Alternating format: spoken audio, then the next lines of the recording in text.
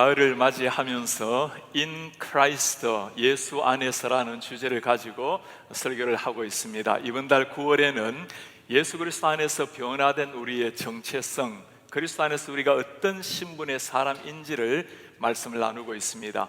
오늘은 우리를 그리스도의 편지라는 제목을 가지고 말씀을 나누려고 합니다.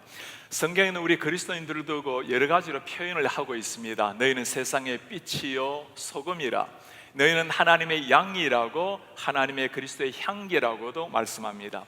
사도 바울은 우리를 두고 너희는 그리스도의 편지라고 말씀합니다. 예수님이 쓰신 편지, 참 멋진 말입니다. 제 생에 가장 기억에 남아있는 한 통의 편지라면 보선에서 유학을 할 때 저희 어머니께서 돌아가시기 직전에 보내주신 편지입니다. 돈을 보내주지 못하지만 마음을 보낸다라는 어머니, 어떤 일이 있더라도 밥을 굶지 말라고 당부하셨던 어머니, 자랑스러운 아들로 자라나 주어서 고맙다라고 말씀하시는 어머니의 그 마음, 정갈한 글씨체로 꼭꼭 눌러서 쓰신 어머니의 그 글귀가 20년이 지나도 지금 또 생생하게 마음에 남아 있습니다. 목회를 하면서 우리 성도님들이 때때로 보내주신 편지도 있습니다. 제가 제 사무실 벽에다가 오랫동안 붙여놓은 아직도 있는 편지가 하나 있습니다. 하얀 카드 가득하게 채운 편지, 제가 읽을 때마다 참 많은 위안과 격려를 얻는 편지입니다. 제가 몇 구절만 소개를 해드리고 싶습니다. 예배뿐 아니라 저는 목사님의 목회 칼럼을 찬찬히 읽으면서 늘 목사님의 마음이 전해져서 은혜를 받습니다. 그동안 큰 교회에서 수십 년 신앙생활 해오면서 나는 그저 이 많은 사람 가운데 하나, 있어도 없어도 별 차이 없는 존재, 정말 하나님이 나 하나를 가치 있게 여기실까, 이런 느낌과 의문이 들곤 했습니다. 지난주 한 사람을 소중히 여기는 목사님의 칼럼을 읽으면서 하나님의 마음을 대변하시는 목사님의 마음 또한 느껴졌습니다. 은혜 받는 일이 있으면 그냥 받고 마는데 왠지 이번에는 목사님께 글을 드리고 싶어서 손편지를 써본 지 10년은 넘은 듯해서 너무 악필이지만 이렇게 써봅니다. 그분은 자신의 이름을 마지막에 이렇게 밝혔어요. 목사님의 그 마음을 감사히 받는 한 성도. 악필이 뭡니까? 제 눈에는 한 문장 한 문장이 명문장이요, 정말 명필처럼 다가왔습니다. 편지를 쓰는 분의 그 고마운 마음이 그대로 보였기 때문입니다.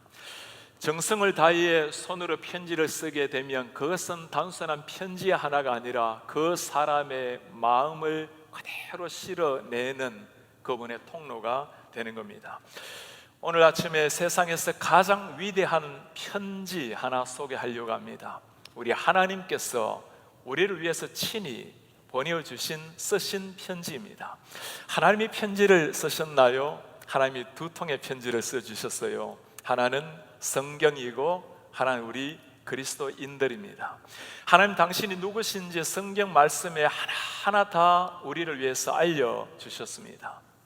성경은 우리 하나님이 누구인지 진짜 하나님을 보여주는 것이라면, 우리 그리스도인은 하나님을 실제로 삶으로 보여주는 겁니다. 성경의 하나님의 모습을 그대로 근본적으로 보여준다면 우리 그리스도인은 삶 속에 실제적인 하나님을 보여주는 겁니다. 세상 사람들은 하나님에 대해서 알려고 할 때 읽으라고 하는 성경은 잘 안 읽고 우리 그리스도인들의 삶을 바라보고 평가를 하곤 합니다. 우리 삶을 보면서 하나님에 대해서 평가를 내리는 일, 참 부담스러운 일이긴 하지만 너무나 영광스러운 일입니다. 많은 사람은 그렇게 손사래를 치겠습니다. 내가 어떻게 하나님의 모습을 보여주는 그런 편지가 되겠습니까? 여러분, 성경이 뭐라고 말씀을 하고 계시나요? 너희는 우리로 말미암아 나타난 그리스도의 편지라. 너희가 그리스도의 편지라. 예수 믿는 사람 한 사람이 그리스도가 직접 쓰신 편지라고 말씀을 하는 겁니다. 우리가 어떤 존재이기에 하나님의 마음을 담은 하나님이 쓰신 편지라고 말할 수가 있을까요? 당시에 바울의 상황을 조금 더 이해하면 본문이 더 납득이 될 수 있습니다. 1절에 보면 당시의 상황을 이렇게 말씀을 해요. 우리가 다시 자천하기를 시작하겠느냐, 우리가 너희들을 위해서 우리 스스로를 알려야 되겠느냐, 이 말이에요. 우리가 어찌 어떤 사람처럼 추천서를 너희에게 붙이거나 혹은 너희에게 추천서를 받아야 할 필요가 있느냐. 왜 갑자기 지금 바울이 추천서 이야기를 하고 있을까요? 바울이 온 마음을 들여서 목회한 교회가 고린도 교회입니다.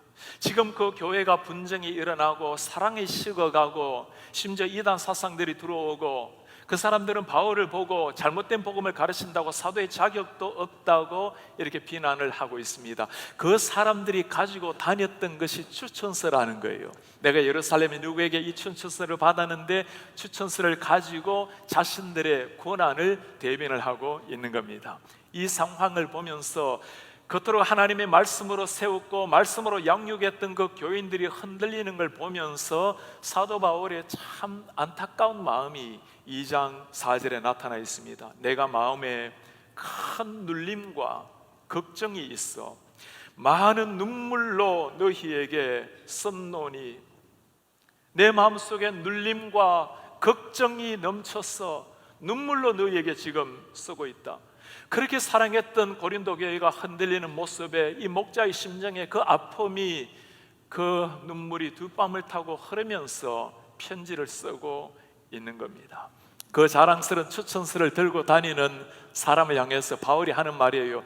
내가 저 사람들처럼 너희들에게 사도라는 것, 내 권위를 보여주기 위해서 추천서가 필요하겠는가? 그렇지가 않다는 겁니다. 왜 그럴까요? 나에게 있어서 진짜 추천사는 바로 여러분들이라는 것, 고린도 교회 성도 한 사람 한 사람 여러분들이 나의 추천사라고 말씀을 합니다. 너희는 우리의 편지라. 너희 한 사람 한 사람, 믿는 사람 한 사람 한 사람이 우리의 편지라고 말씀을 해요. 그들 자신이 바울이 어떤 사람인지 보여주는 추천서라는 말씀입니다. 추천서라는 게 그런 거죠. 추천 내용도 중요하지만 추천 대상이 누구이고 추천서를 쓰는 사람이 누구인가가 중요한 겁니다. 저도 가르칠 때나 목회할 때나 1년에 수십 통의 추천사 또 추천서를 쓰곤 합니다. 어떤 추천서는 특별한 마음을 담아서 쓰는 추천서가 있어요. 가장 특별한 추천서는 우리 부목사님들 담임 목사로 부임하실 때 쓰는 추천서입니다. 우리 목사님들 보낼 때 지금까지 2장, 2페이지, 3페이지를 써본 일이 없습니다. 최소한 4페이지, 5페이지, 6페이지까지 추천서를 써본 일이 있어요. 우리 목사님들이 부임하시게 되면 그 청빙위원들이 그렇게 말들을 하곤 한답니다. 자, 너희 목사님 교회 담임 목사님처럼 추천서 쓰는 것을 본 일이 없다고. 제가 아무에게나 이런 추천서를 쓰겠습니까? 우리 부목사님들 정말 어디서 이런 목사님들을 모실 수가 있겠어요? 우리 성도님들 아멘이십니까? 정말 그분들이 그럴만 하기에 마음을 들여서 추천서를 쓰는 겁니다. 추천서 마지막에 제가 자주 쓰는 글귀가 있어요. 이 목사님을 귀 교회에 모시게 된다면 목사님에게도 귀한 일이겠지만 귀 교회로서는 영광스러운 축복이 될 것입니다.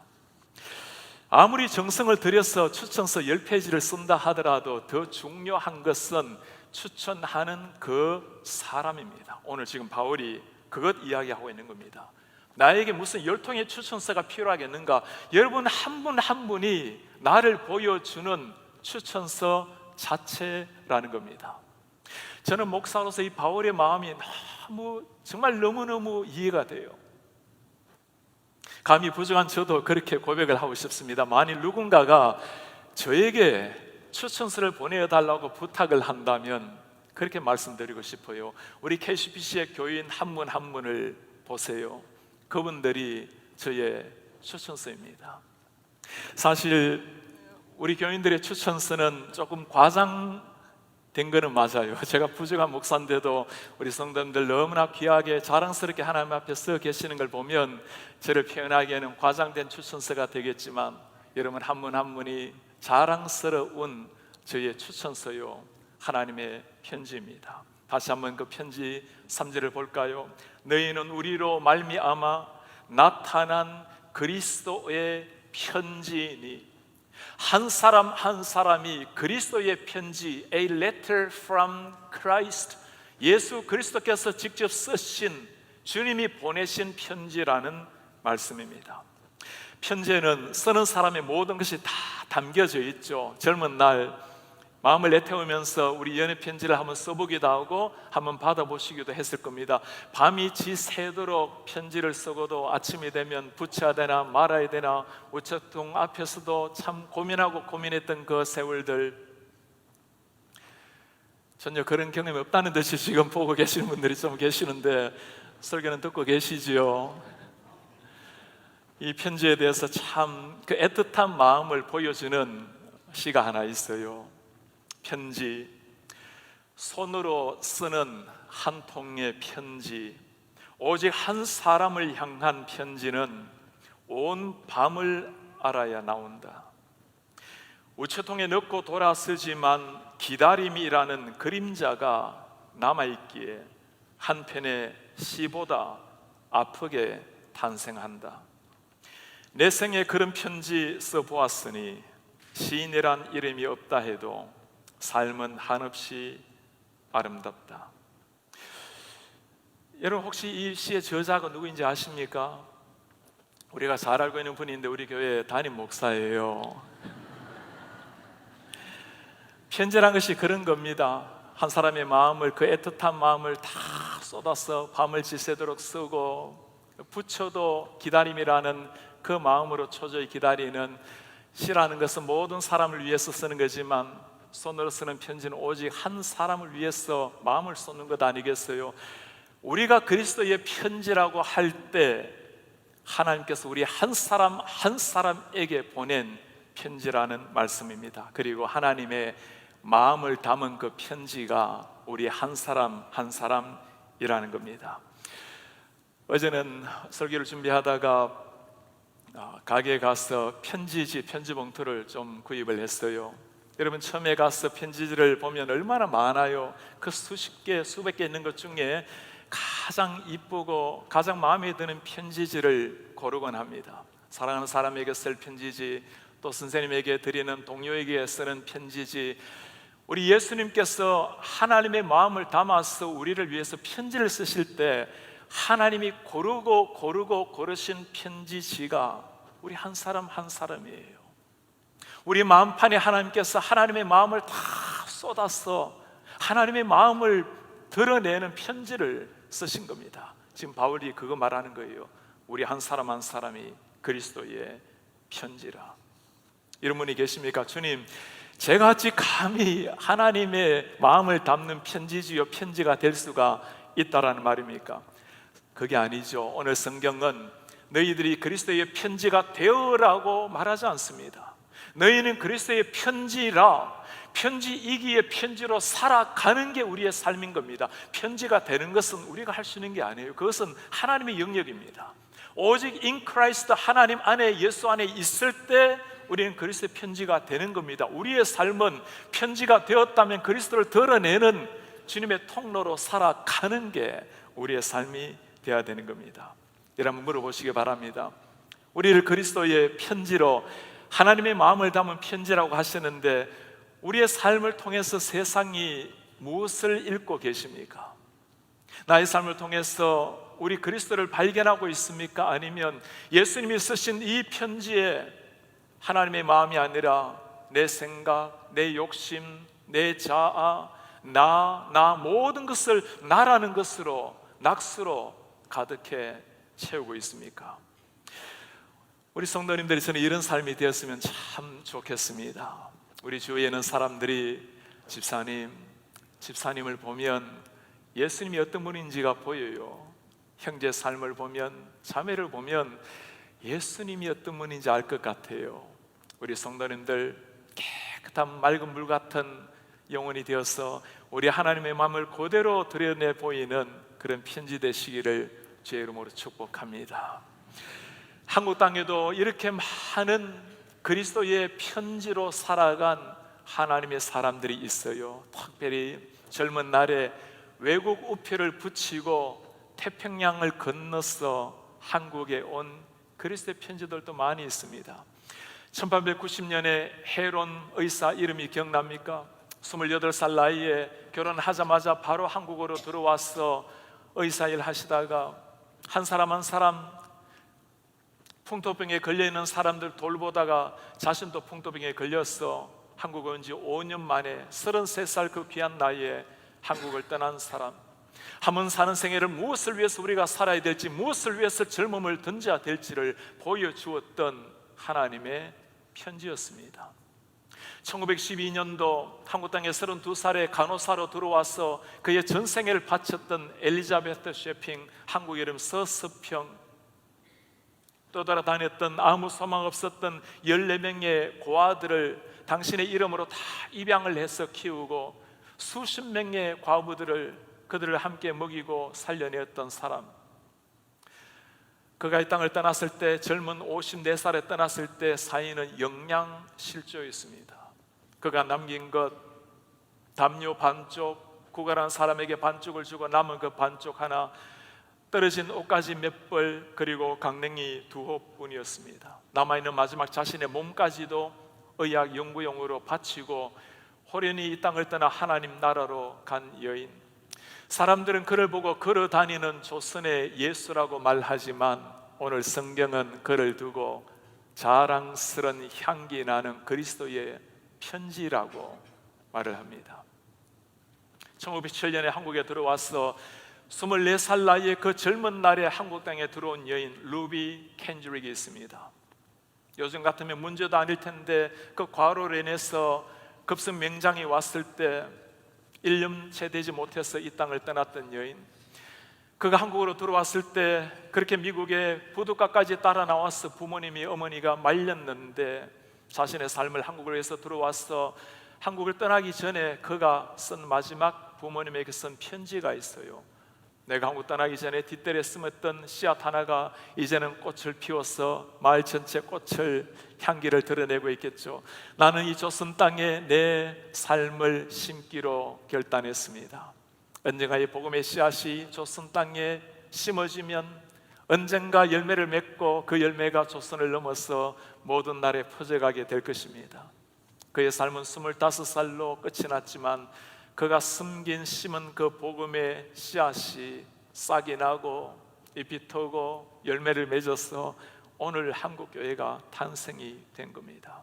25살 그 젊은 나이에 안타깝게 아프게 하나님 나라로 떠났지만 하나님께서는 그 귀한 여인을 두고 그렇게 말합니다. 그리스도의 자랑스런 편지라.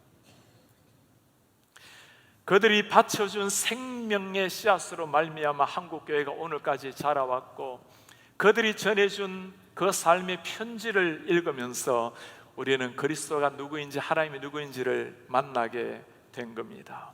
이 젊은이들의 피를 기억하는 우리에게 오늘 주님이 말씀을 하십니다. 너희가 그리스도의 편지라.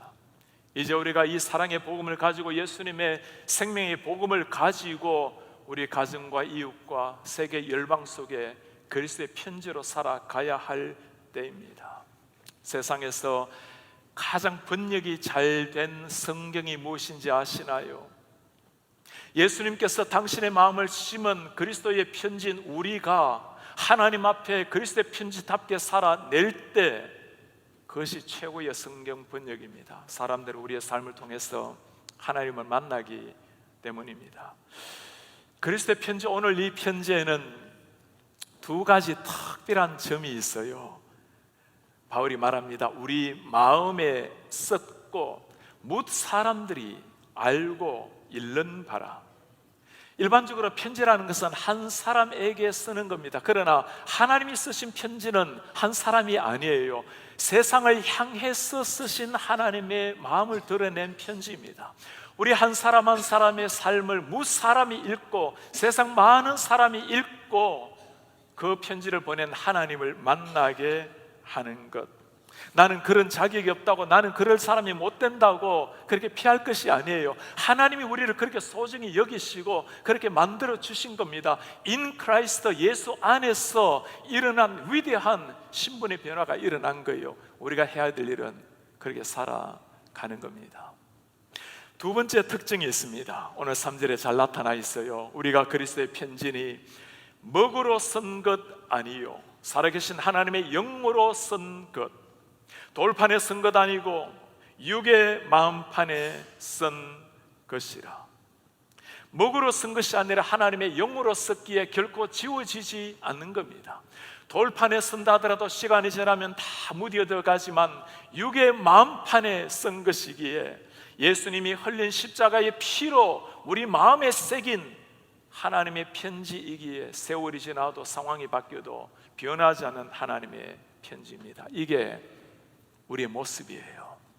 우리는 주님 앞에 참 죄송한 마음으로, 늘 주님 앞에 부족한 마음으로 참 주님 앞에 그렇게 살아가지만 하나님은 다르게 말씀하고 계세요. 너희 한 사람 한 사람이 소중한 내 편지란다. 하나님의 이 편지, 그리스도의 편지가 되어가는 것 하나님의 은혜이지만 오늘 말씀을 차분히 읽어보면 특별한 한 구절이 나와요. 어떻게 이 일이 가능했는가?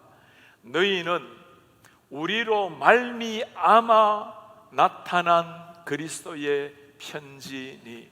모든 게 하나님이지만 바울과 많은 동역자의 우리로 말미암아 나타난 그리스도의 편지, NIV 성경에는 이를 두고 The result of our ministry라고 번역을 해놓았습니다. 우리 섬김 사역의 결과로 나타난 그리스도의 편지라.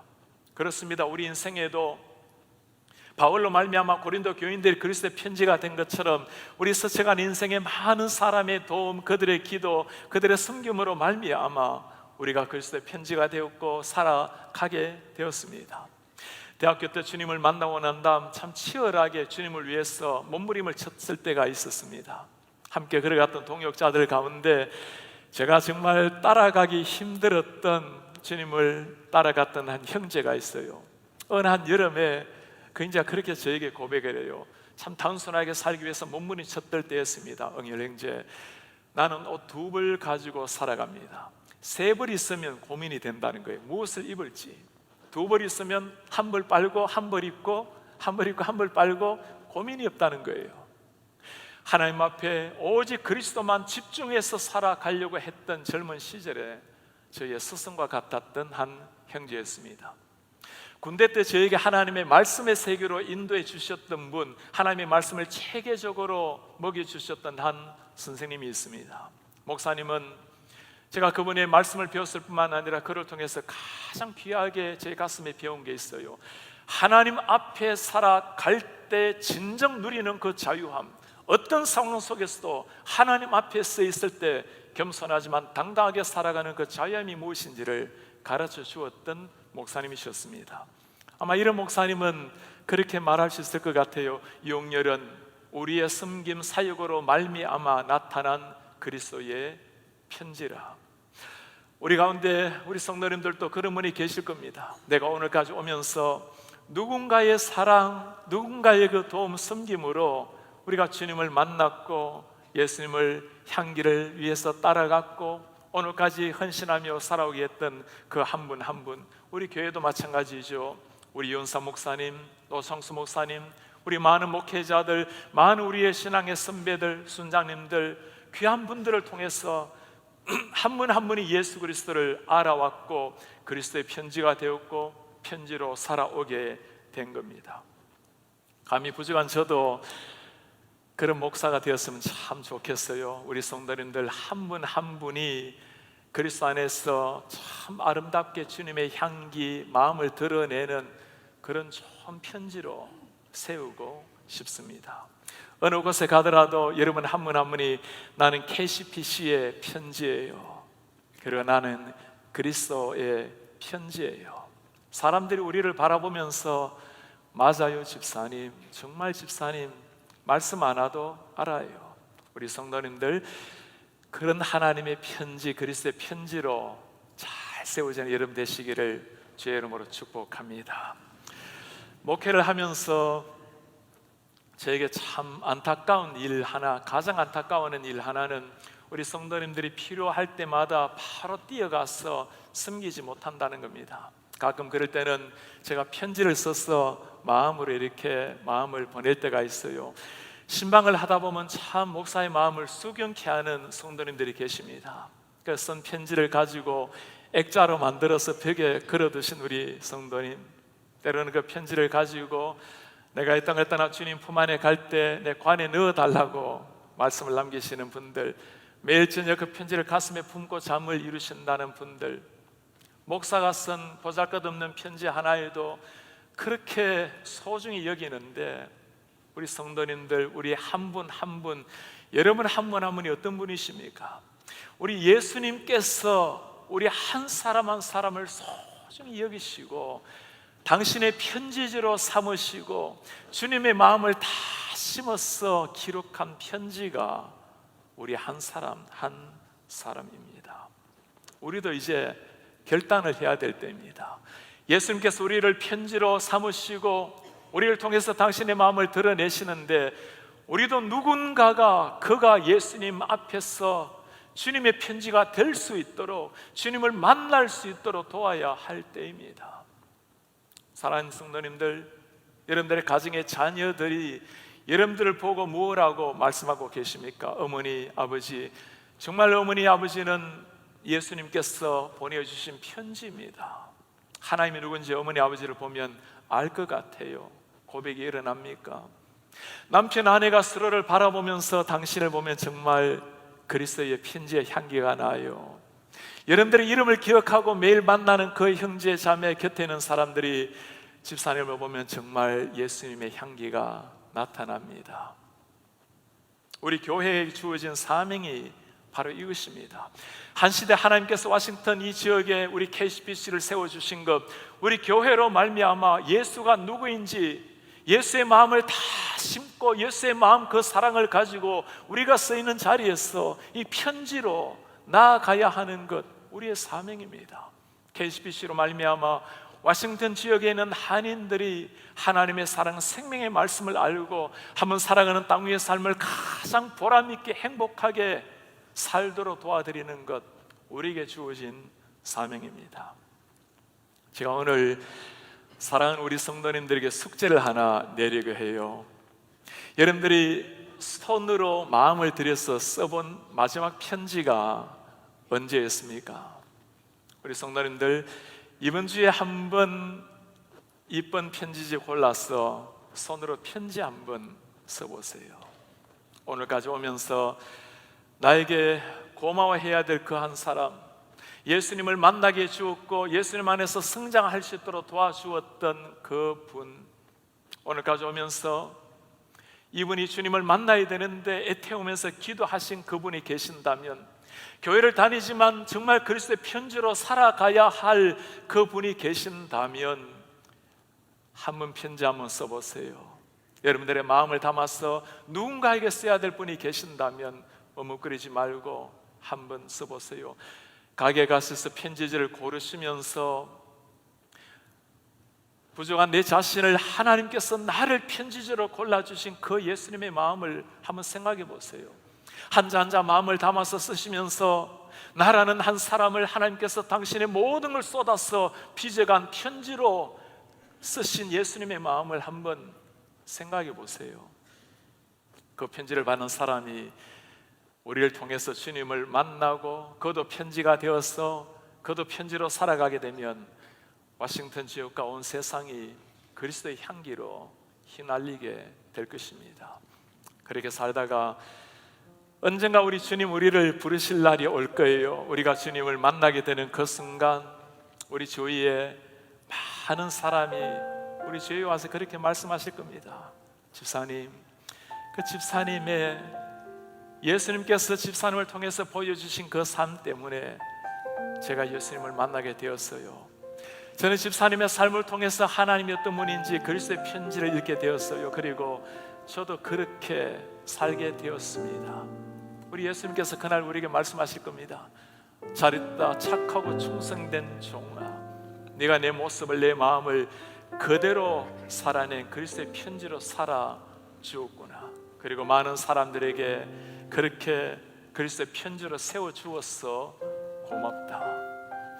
원래 우리 하나님께서 바울을 통해서 우리에게 보내주신 하나님의 편지, 그리스도의 편지를 읽었습니다. 부정한 우리 한 사람 한 사람을 영광스러운 그리스도의 편지로 그리스도 안에서 삼아주신 우리 하나님, 이제 우리가 그 영광스러운 주님의 향기를 가슴에 새기고 그렇게 살아가야 할 때입니다.